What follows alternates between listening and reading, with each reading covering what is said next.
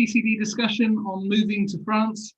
This session builds on a very popular discussion we held back in March on French real estate. So today we're going to discuss all the aspects of tax, law, property, foreign exchange, financial planning, wealth structuring that clients should consider when moving to the country. We will look at this through a bit of a UK lens, but we will also consider other nationalities coming into the country with our broad panel of experts. As always with PCD, we love to hear from where our viewers are watching from. Do put your comments in the chat, do put your questions in the chat so I can bring them to our expert panel who are assembled here today.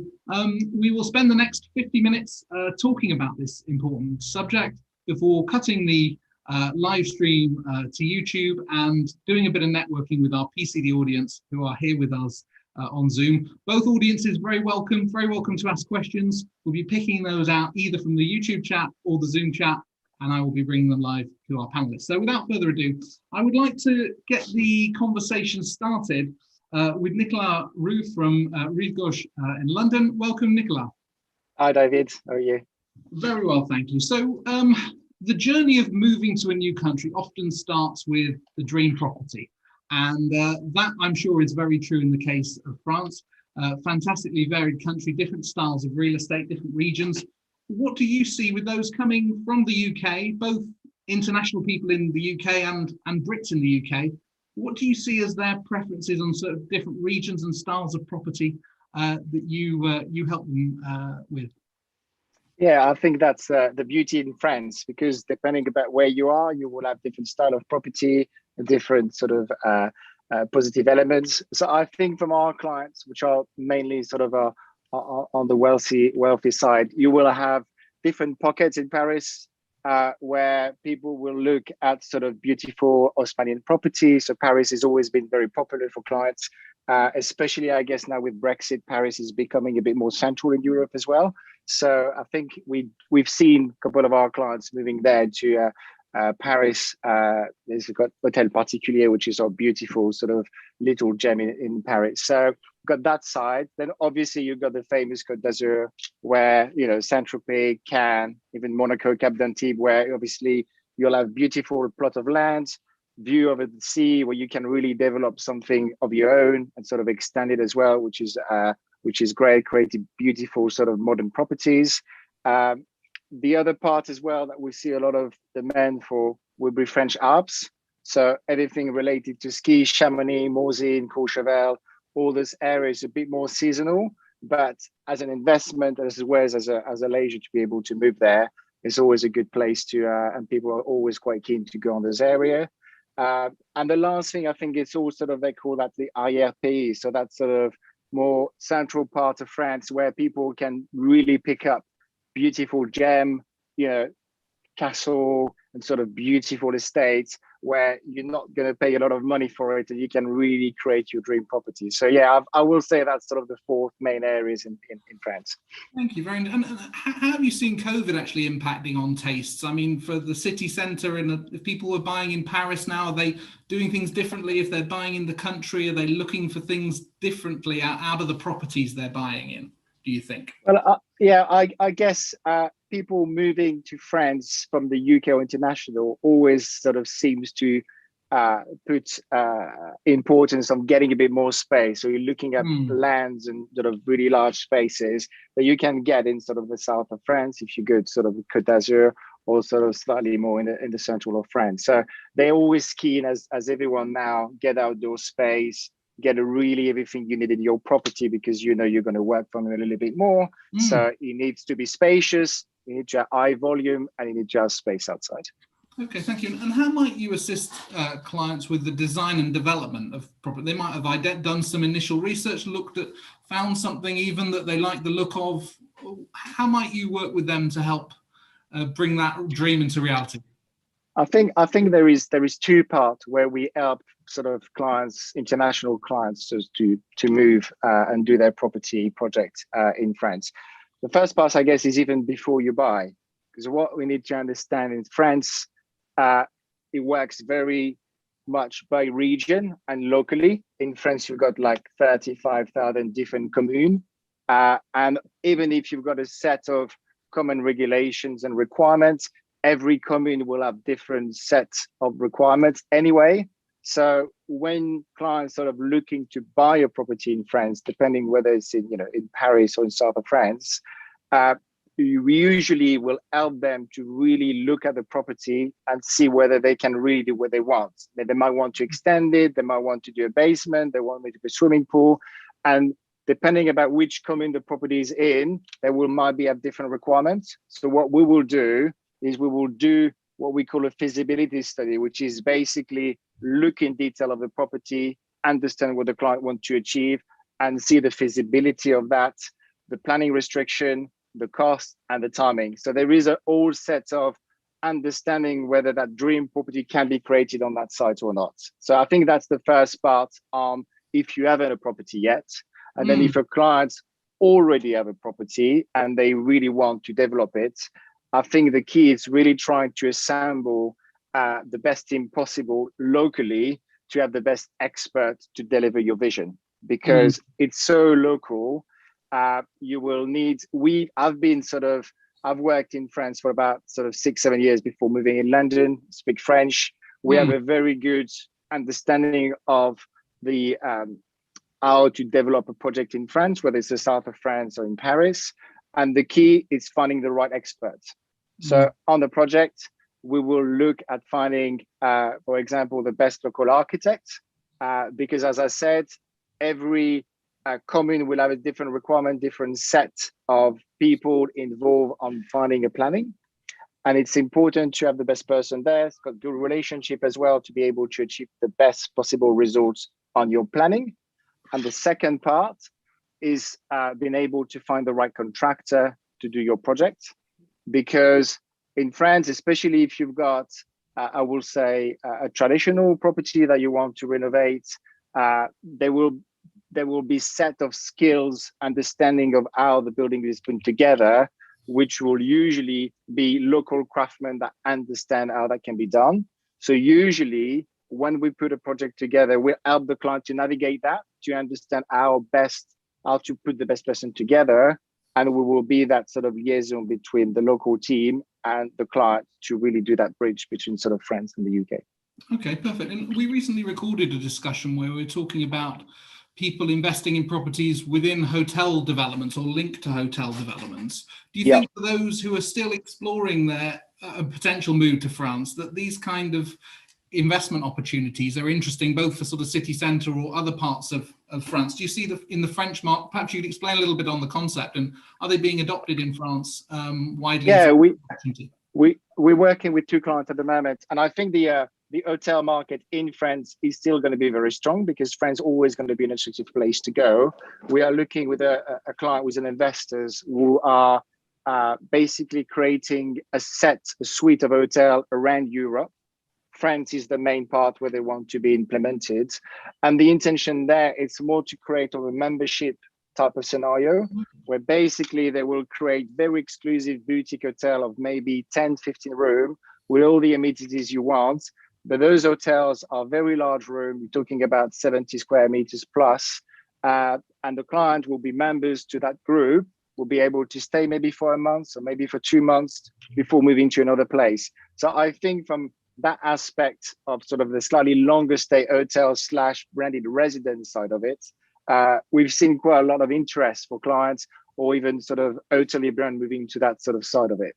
Okay, an interesting hybrid model there, opportunities. Absolutely. So, thank you. And just to bring in Sarah Davey now. Sarah's a foreign exchange expert. And Sarah, when purchasing a property, getting the foreign exchange right is critical if you're spending assets denominated in other currencies. how might you help someone with an outright property purchase, or in the case of a mortgage being in place? Yeah, no, absolutely. It's very important to look at the exchange rate. We focus really on 3 things for our clients: is saving money, buying at the right time, and then really the speed and ease of transfer. So for example, saving money against your bank. We had actually a client this week. It was actually US dollars, but the UK lawyer wanted to send £1 million to a client's account. The client checked with their US bank, and the bank wanted to charge 9% on £1 million. They used us instead, and we saved them about £85,000, which is a huge saving. So, you know, the banks are still not offering great rates. It's worthwhile checking that out. And really saving money is one of the key things we can do for our customers. But as I said, there is other things that we can do. So buying at the right time. Usually the process is that you put down an offer, you sign a compromis de vente. There's about a 10-day cooling off period, but you will have to pay a 10% deposit. So it could be speed of transfer. We can get the money into the notaire's account in a couple of hours. It's really quick and easy. And then usually you've got about 6 to 12 weeks to make the final payment. What happens in 6 to 12 weeks? What's the rate going to be like then? Nobody knows. So what we can do is help monitor the rate for you. There may be an opportunity for us to fix the rate for that future payment. So you know now exactly how much that payment's going to cost you. It's really helpful for a budgeting tool. It means you're not going to find that it's another £5,000, £10,000, £20,000 more, or maybe you can get that much more for your money, and then that'll help build your pool that you need to put on your property at the end of the day. So the more time you have, the more options you have available, and we really get to know our customers, their situation. Everyone's unique, and we tailor the right solutions. The other thing as well is, I mentioned sort of speed. We can get the money there very quickly, but ease of transfer.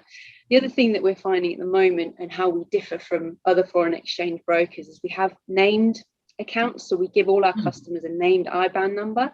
So it's very similar to having like a bank account. What we found is here in the UK, I believe that the Law Society dictates that lawyers can't send to a third party, need to send to an account in the customer's name, which is what we would give a customer. Now, the benefit of actually getting the money transferred from the lawyer to us speeds up that process. Say you've moved to France, you've sold your property, it come direct to us, and we transfer it straight onto the notaire. So speed is of the essence. Then that's really quick transfer. The other thing as well is that if you've moved to another country, what we find customers tend to struggle with is they then need to move a very large amount from their UK account, but they're not in the country. The banks have limits. You can limits on the amount you can transfer every day, and it's not really ideal doing, I don't know, £10,000 on online banking every day when you're transferring maybe millions of pounds. So that's obviously not ideal. Often they want you to go into the branch. You can set up instructions before you go, but again, people forget that, so it's not ideal. You don't want to end up having to fly back, so you can make that transfer. So again, it's just that ease of transfer, and we're finding that actually in France, I think they're starting to become a little bit like the UK, and it needs to be in the client's name as well. So when we make the transfer, what turns up in the notaire's account on the statement is their client's name. It's not Spartan FX, for example. So it's just really making those transfers easier for a customer. And again, you touched on mortgage and also pension. It's an ongoing payment you might need to make every month. Now, we can do it as and when you need it. And what we can do is actually set up a direct debit. So again, it's just that ease of transfer for you. Within that, we can fix the rate. So again, is that sort of buying at the right time? Can we save you money that way? Or the other thing, which again, it goes with just a one-off transfer as well. When you use our service, you agree the rate and you agree the euro amount. So you know exactly how many euros are going to turn up in your account or in the notaire's account. Now, that's really important because with the bank, you could get a price, but that's not the price that they convert at. When they make the transfer, that's the rate you'll get. So if your euros are short, your mortgage, you might not, you miss the deadline. You haven't paid enough. And that's obviously not ideal. Or you haven't sent enough to pay for that property. So then you have to top it up. So again, it's more hassle, more time, and it could cost you more money with those kind of transfers as well. Okay, excellent. So in essence, it's always worth checking the rate that you're getting with your bank on big transfers, and then look at if you've got a series of payments, whether payments you're making or money coming into you, take away the risk, the foreign exchange risk, by arrangements that can be put in place. Absolutely. And although we have seen some positive movements in sterling euro, certainly when the vaccine started rolling out, easing of lockdown, some travel restrictions have eased slightly. That's all positive. We are making some positive recovery, even from sort of the Brexit losses we saw a few years ago. But the Indian variant, it's quite a pivotal time to really see how that's going to affect Boris's roadmap, and that could really impact what people are doing in the shorter term.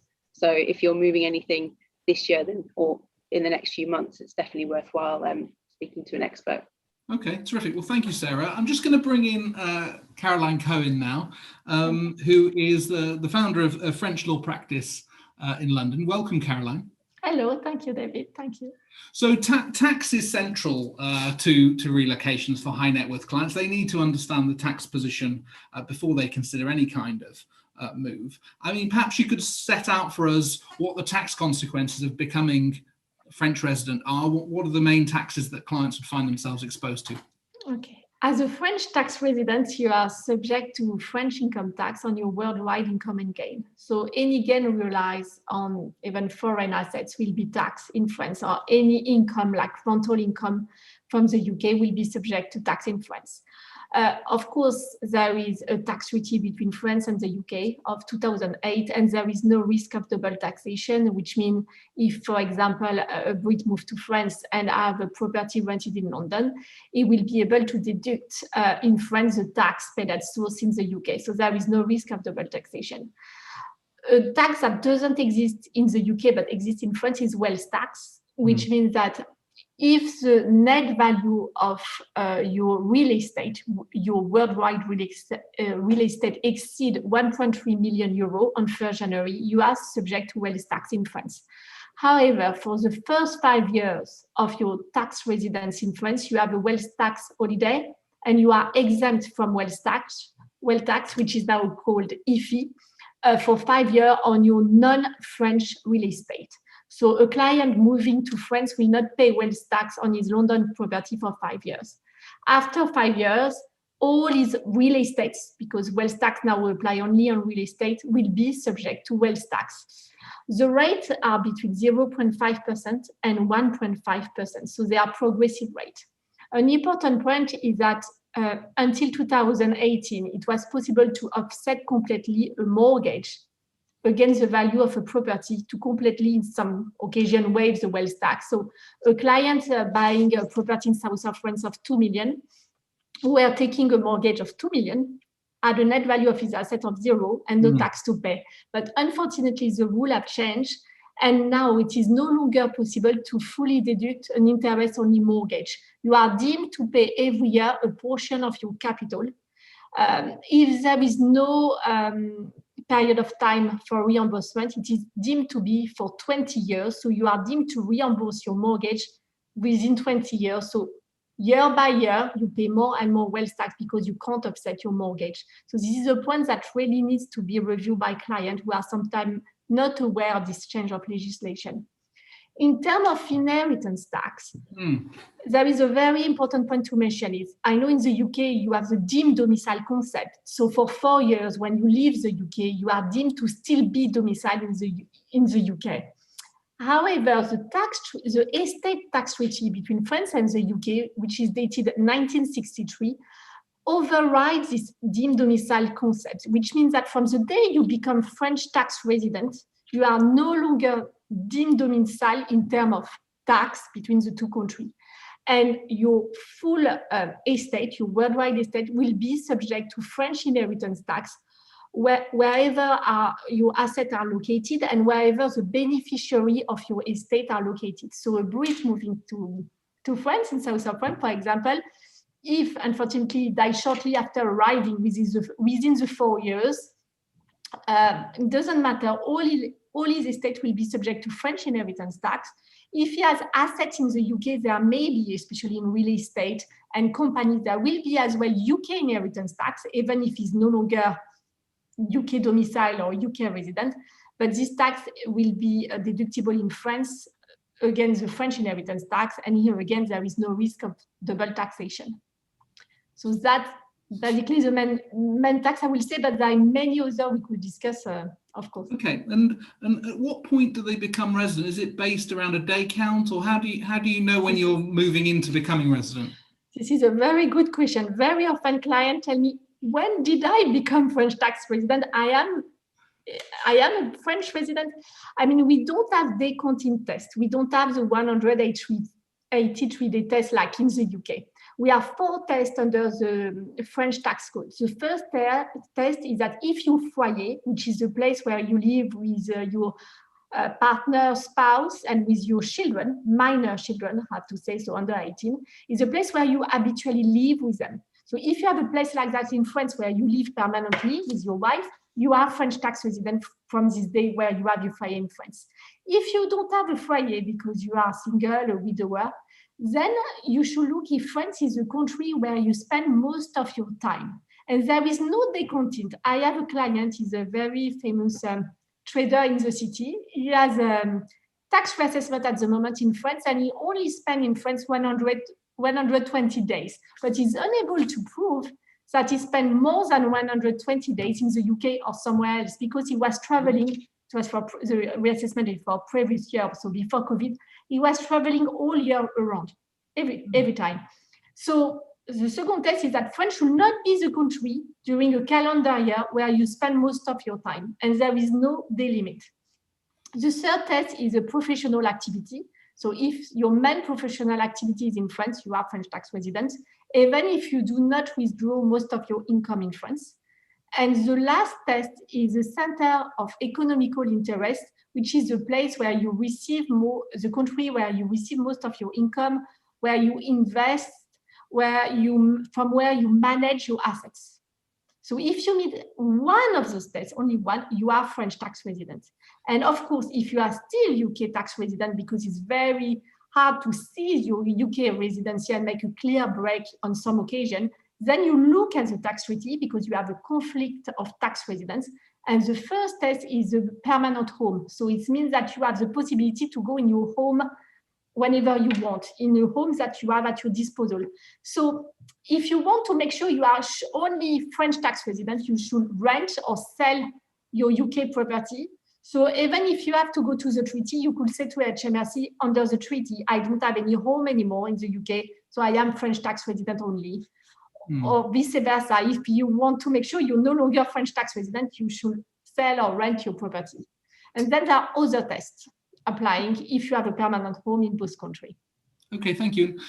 Are there any sort of pre-arrival planning that people undertake to reorganize assets, to take dividends or things? Are there things that people consider, or is it the fact that they will be subject to tax and there will be tax relief will be given as they file their taxes, so people don't particularly worry about pre-arrival or restructuring because they just accept the new reality?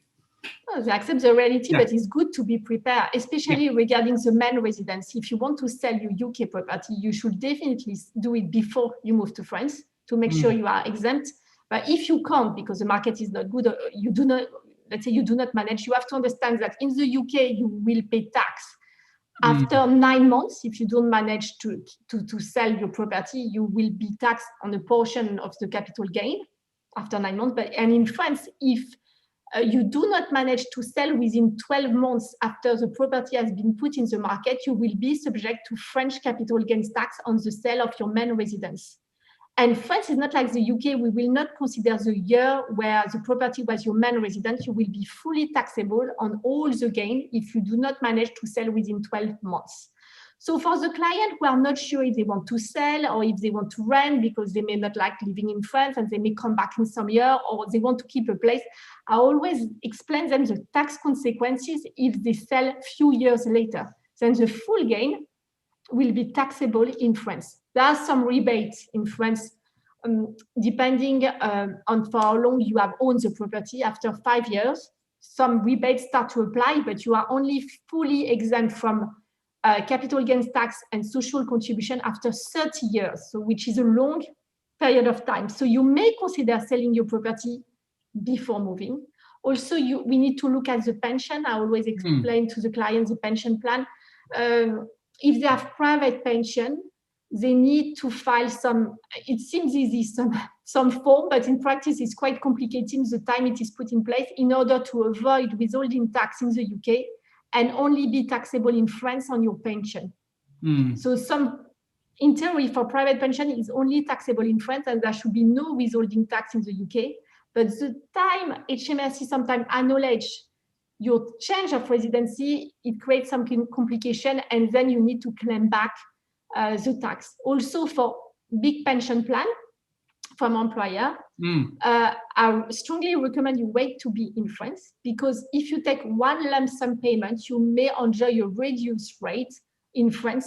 So you will not be subject to income tax, but to a specific rate of 7.5% of tax only, and 8.8% of social contribution.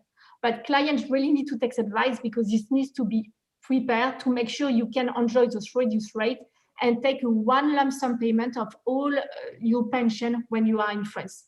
If you take only the 25%, which are tax-free in the UK, then those reduced rates will not apply in France. So you need to discuss with the pension plan provider, to take one lump sum payment. Okay, perfect. Well, we're going to chat with Joe Leach in a second on pensions as well, so we can develop a little bit of that further. But just on that, so what comes across is obviously the complexity of the two systems coming together. Careful advice needs to be taken on the tax position. But in terms of will planning, for example, for a UK domiciled person coming to reside in France, how should they look at the administration of their estate and how their assets will pass?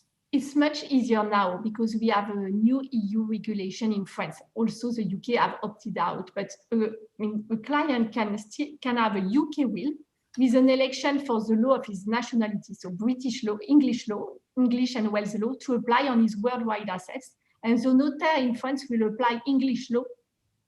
He will have to apply, if this election is made on the will, on even the French assets. So you can now leave your French asset to whoever you want without be subject to French heirship rule. So if you want to leave all your assets to your spouse and not to your children at the first days, you can draft a UK will where you elect for English law, where you say, I want everything to go to my surviving spouse. And now the notaire will have to apply it, which before it was not possible, and French heirship rule will had to apply at the time. But you can now avoid it.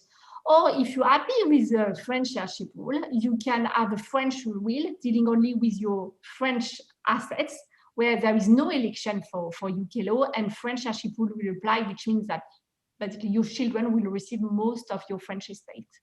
Okay, and but in both cases, the will needs to be really reviewed. Yeah, so get it reviewed to make sure that election is made, so that there's no surprises there, and the historic document should be looked at afresh. Yeah. Okay, perfect. Thank you so much for that, Caroline. If anyone has any questions for our panel so far, please drop them in the chat, and we'll bring any of our panelists back on to discuss. But I'm just going to come now to Joe Leach at Strabons Hall down in Nice. Good afternoon, Joe. Good afternoon, David. Good afternoon, everyone. So we heard from Caroline there some of the complexity of, particularly UK people coming down to France. What are some of the key issues you see on the financial planning side for tax efficient financing of a retirement in France? So a key issue that I see is a common mistake as well, is that I've seen that one puts their financial planning at the bottom of the list. Often they have an excellent advisor in the UK and all's going well, and their focus is on finding a house in France, setting up a bank account, making yourself known to the local mairie, finding an accountant, finding a local restaurant, and finding friends and settling there. And then once they've done that, then they're looking at their finances. And while some UK investments work well in France, not all do. And it can lead to much higher tax bills in France, as Caroline alluded to earlier. Sorry, Joe, go on. I was going to say that the best thing you can do if their financial advisor can't advise in Europe is do a handover whilst in the UK. ISAs, they work great in the UK, but they don't work in France. And so, as Caroline said, in terms of tax planning, then it's worthwhile realising some of these assets before you make yourself tax resident in France. And we're here to help. The financial advisors in France and the UK are exactly the same job. And we're here to take the stress away so that they can enjoy their retirement, build their finances up, help them leave a legacy to their loved ones, and do it all tax efficiently as they can. But like the UK, France has different investment structures, and the investment structures in France, like UK, but different, but can help mitigate taxes and help with succession laws, and they can be used for clients' advantages. Okay, thanks. And pensions are obviously a key issue. Caroline mentioned that the decision when to draw down your pension, the tax efficiency that's there in the UK has to be carefully considered if clients want to be efficient in France. Is this an issue on which you see a lot of advice being given, people moving before they've necessarily touched their pension? It's a nice accumulated pot. How do you go about helping clients understand how they should make the most of that valuable asset? It's a good question, because there's two situations where they'll have a pension normally in the UK, and they may take the option of moving it to what's called a cure-ops. And a cure-ops will give you much more flexibility in terms of currency. And as Sarah alluded to earlier on, currency can be very volatile. In the last 5 months, if you'd been a UK pensioner and living in Europe, you'd be quite happy because you'd seen your income rise by 5%. But since May 5 years ago, just before Brexit, I can't believe 5 years ago, you would have seen your income drop by about 12% over that time. So what a cure-ops and a pension wrapper can do is give you that flexibility in terms of currency and management of assets within it. But in terms of encashing it, then again, it's down to the individual and the individual's tax position. And sometimes, yes, it does make sense to use that allowance that Caroline talked about in terms of the 7.5%, plus potentially social charges. But it's bearing that against what their objectives are, and if they need income and their tax position, and there's other potential taxes as well if it takes them into a much higher tax bracket. So take advice is sure. And clients, I guess, need to analyse the pension they've got in the contribution, or what the style of pension is, what rights they have under that scheme, and then, as you say, the decision to look at how that's going to be drawn and the potential to transfer. Absolutely. And so, I mean, within the investment portfolios then that you might run under a tax efficient wrapper like a pension, when they become resident in France, do clients sort of seek a more, like, do they invest in a slightly different way? Do they start investing in more euro-denominated, funds or companies, or do they maintain that same global diversified kind of approach that they might have had in the UK? I mean, obviously it's tailored to every client, but what do you see in terms of the investment decisions that people will start to make when they become resident in France? It's a good question, because sometimes they'll have other investments set up, and if they already have other investments, say in France, they will tend to have a euro base.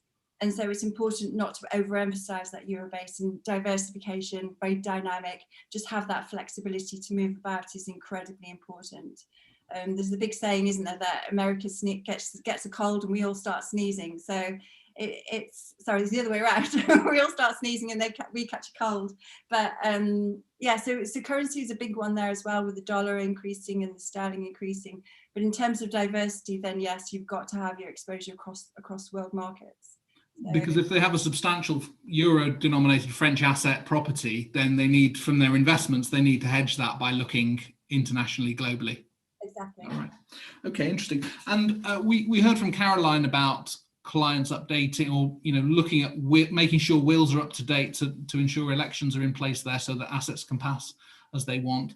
I mean, how do you assist with clients on the succession planning side? Do you look at life cover and things like that? Is that commonly used by clients looking to mitigate or match some of the liabilities that might be created on death?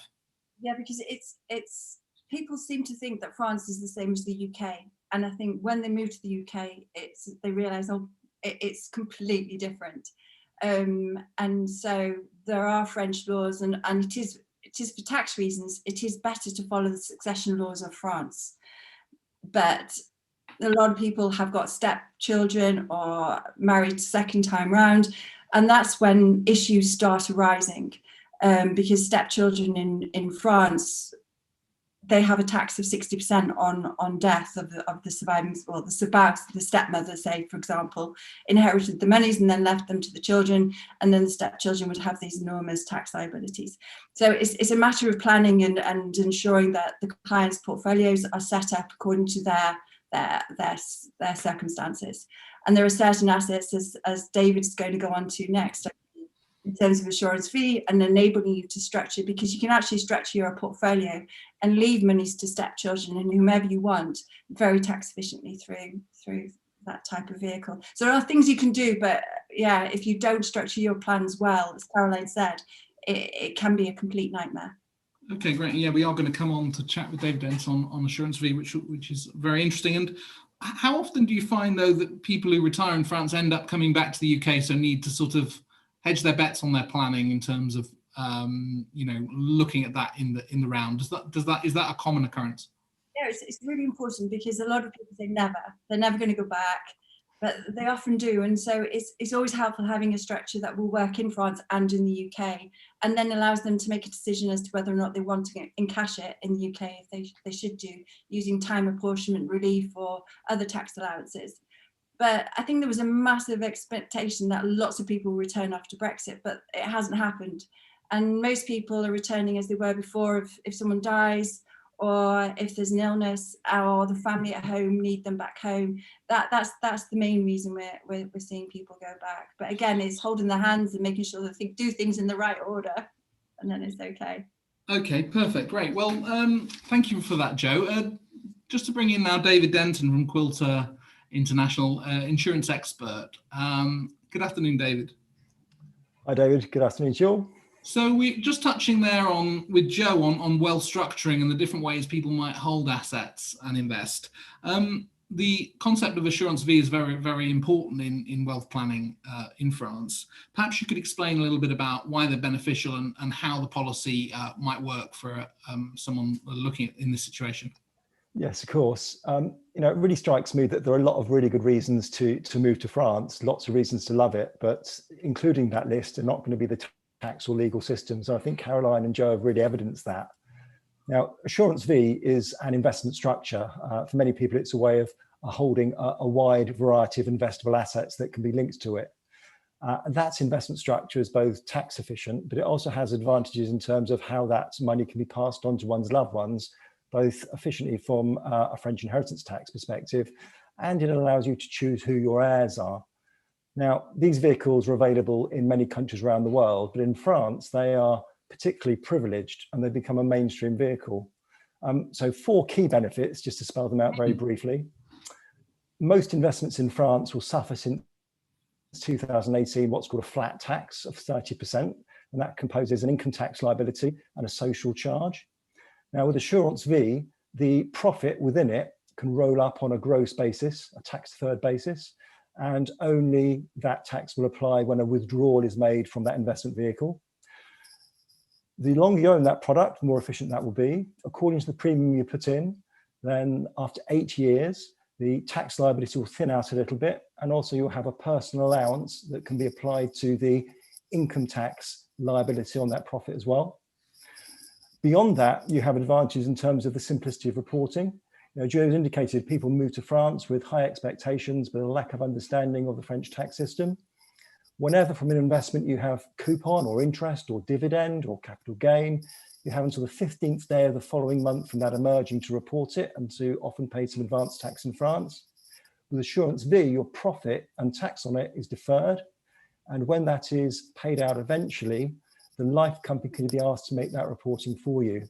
So you can either personally do that through Form 2778, or the life company can take the strain on your behalf. Third reason, inheritance tax, very clear advantage here. Typically, your direct descendants can benefit from 100,000 euros free inheritance tax allowance when you pass away. Through assurance vie, it's 152,500 euros, and it's not just your direct descendants. So as Jo said, if you're letting wider family members benefit, there's a wider class of people who could have a bigger allowance. And then finally, assurance vie allows you to choose who your beneficiaries are. And you'll know that if you come from the UK, you can write a will. It's a common law jurisdiction. We have testamentary freedom, and we expect to be able to choose who can inherit. And as already been articulated, that's not a feature of the French system, which is a civil law system. Now, you can, through the EU Succession Directive, as Caroline explained, choose as a British national to use that law, even if you're living in France. But assurance vie can do that for you and can, for some people, provide incremental benefit, because that too, through a nomination, will allow you not just choose who can benefit very freely, but it also avoid the need for probate. So you can really expediently pass on your wealth. They're the core reasons why assurance vie floats to the surface as a primary investment vehicle for many people in France. Okay, thank you.